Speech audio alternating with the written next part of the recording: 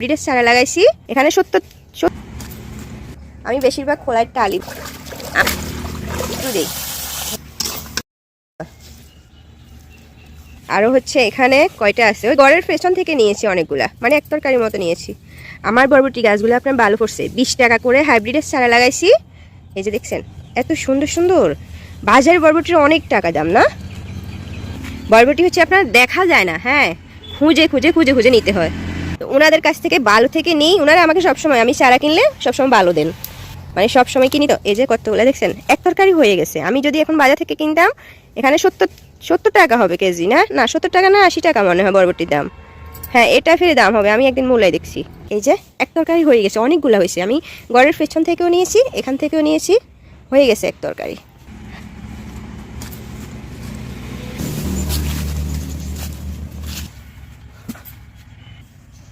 আপনার অনেক সময় বরবটি দিয়ে আবার ভর্তা বানাইলেও মজা হয় না, মানে খোলায় টালিও ভর্তা করা যায়, আবার হচ্ছে আপনার সেদ্ধ করেও ভর্তা করা যায়।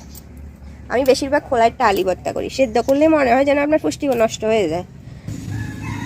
তো আজকে এগুলো হচ্ছে আপনার বড় বড় চিংড়ি মাছ আছে, চিংড়ি মাছ দিয়ে রান্না করবো, মজা হবে। আমার জমিনের তো, আমার নিজের, মানে ফ্রি সবজি। দেখছেন কয় টাকা দিয়ে মাত্র লাগাইছি, আর হচ্ছে আপনার কয় তরকারি খাইতে পারি, ভালো লাগে খাইতেও পারি, আপনার সময়ও যায়, মানে নিরাপদ সবজি পাই আর কি। ভালো না? এই যে আমার কাটাকাটি শেষ, এবার দিয়ে ফেলবো পুকুরে যেতেছি।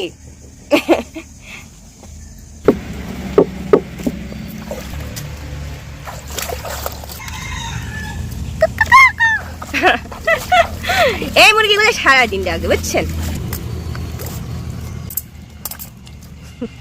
পুকুরে ধুইতে আপনার যে কোনো মাছ তরকারি পুকুরে ধুলে মনে হয় যেন আপনার যে কোনো কিছু আপনার পুকুরে ধুলে খোলামেলা ভাবে মনে হয় যেন ভালোই পরিষ্কার হয় না। পাইপে আপনার ট্যাবে টুবে ধুইতে আমার কাছে হচ্ছে আপনার এত সুবিধা লাগে না। এই যে আমার দোয়া শেষ। আমি হচ্ছে ওই ভাত রান্না করছি যে আপনার মানে লাড়কি ধরানো ছিল, চুলে ধরানো ছিল, এই কারণে হচ্ছে আপনার নতুন করে আর জ্বালানো লাগে না। লবণও দিয়ে দিলাম। আমি হচ্ছে বরবটি যদি রান্না করি তাহলে বেশি করে চিংড়ি মাছ দিয়ে রান্না করি, আমার কাছে মানে চিংড়ি মাছ দিয়ে বরবটি রান্না করলে বেশি মজা লাগে। আবার হচ্ছে একটা তেলাপিয়া মাছের মাথাও দিচ্ছি, মানে একটু স্বাদটা বাড়ানোর জন্য আর কি। আস্তে দিয়ে দিলাম, মজা হবে। শুধু চিংড়ি মাছ দিলেও হয়তো, মাছের মাথাটা ছিল, ভাবছি যে না দিয়ে দিই, একটু ঢাকি রাখি। হ্যাঁ এগুলো হইতে সময় লাগবে।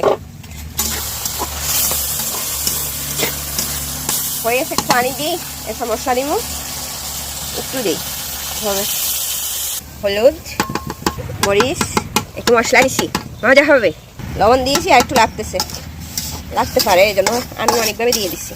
আমি এমনিতে লবণ দেখার অভ্যাস নাই। তারপর হচ্ছে আপনার শুধু বরবটি না, বরবটির সাথে আজকে আলু সহা দিব, এই কারণে মশলা লবণ এগুলো একটু বাড়াবার দিচ্ছি, মানে বরকত হওয়ার জন্য একটু। আর আমার কাছে এমনিতে বরবটির সাথে আলু টালু দিলে ভালো লাগে, খারাপ না। মশলাগুলো কষানো হয়েছে না, এবার আলুগুলো দিয়ে দিই আগে। এই যে দিয়ে দিলাম।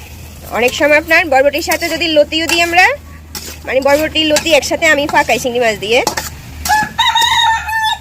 তো আজকে হচ্ছে লতি নেই, আজকে আলু কয়টা দিছি, আর কিছুই রান্না করবো না আজকে, শুধু সবজি নিরামিষ খাবো। এগুলোর সাথে একটু পানি দিই। আমি আগে আলুটা দিয়ে দিলাম না, আলু আগে একটু নরম হলে মানে ফুটে উঠলে তারপর বরবটি দিব। আস্তে আস্তে ডাকবেন, আপনি এত ডাকাডাকি কেন করেন? আই মিয়া।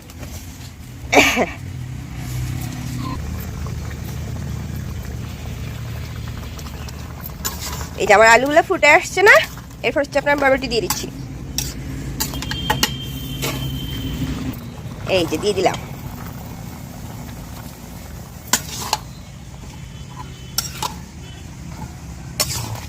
একদম দেখছেন আমার বাড়িতে লাগানো বরবটি বলে বুঝা যাইতেছে না, না ফ্রেশ একদম সতেজ।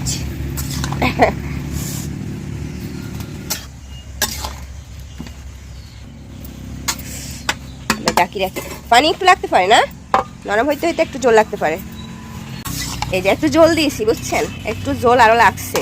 তো ওগুলো হচ্ছে আপনার এতক্ষণ চুলায় রাখছি, কমাইছি, এখন মাখা মাখা হয়ে গেছে। অবশ্যই আপনার নিরামিষ পাকাইলে একটু জোল রাখা লাগে, হ্যাঁ জোল জোল করে বরবটি পাকাইছি আর কি, খাইতে মজা হবে। শেষ, আজকে শুধু ভাত আর হচ্ছে নিরামিষ।